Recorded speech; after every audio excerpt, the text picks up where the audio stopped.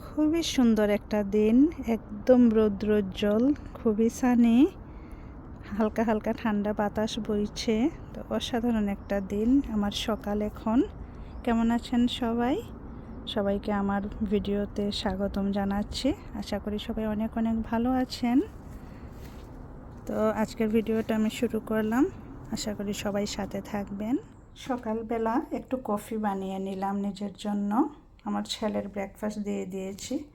আমার হাজব্যান্ডও চা নিয়ে উপরে চলে গেছেন, কাজে বসে গেছেন। আর আজকে ভাবছি যে কফিটা আমি এই মুড়িটা দিয়ে খাবো। গতকালকে আমার হাজব্যান্ড ইস্ট লন্ডন থেকে এই মুড়িটা এনেছেন। মুড়ির গায়ে লেখা লাল মুড়ি, রেড পাফড রাইস। তো আপনারা আমাকে বলবেন মুড়িটাকে কেন লাল মুড়ি বলা হয়। আর আমিও দেখতে পাচ্ছি মুড়িটা কিন্তু ধপধপে সাদা না, একটু একটু লাল লালের মতো আর কি। তো মুড়িটা দিয়ে, মুড়ি আসলে ভালো লাগে চা দিয়ে খেতে, কিন্তু কফি বানানোর পর আসলে মুড়ির কথা আমার মাথায় আসলো। তো আজকে মুড়ি দিয়েই না হয় কফিটা খেয়ে নিই। এই যে দেখুন লাল মুড়ি। তো ব্রেকফাস্টটা সেরে নিই আমি।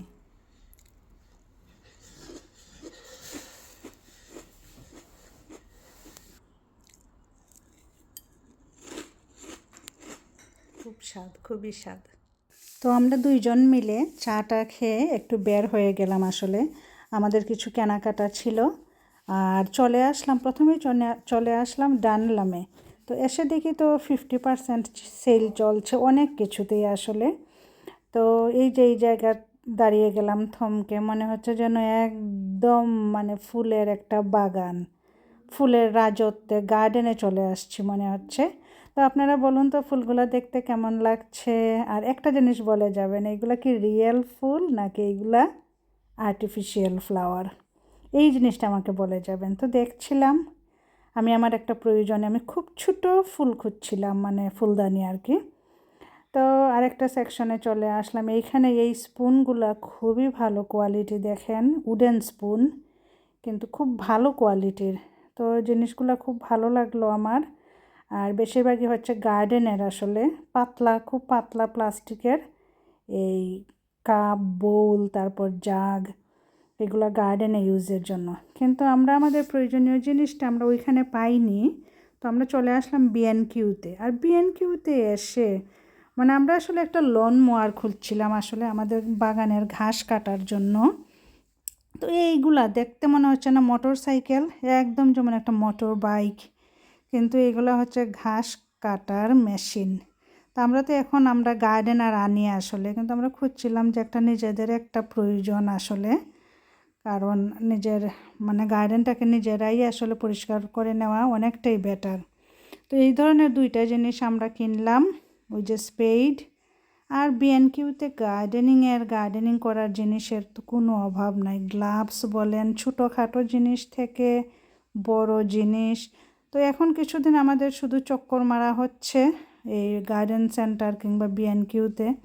আর আরেকটা জিনিস আমরা গার্ডেনের জন্য খুঁজছিলাম, হোস পাইপ, এই যে মানে বাগানে পানি দেওয়ার জন্য। তো খুঁজছি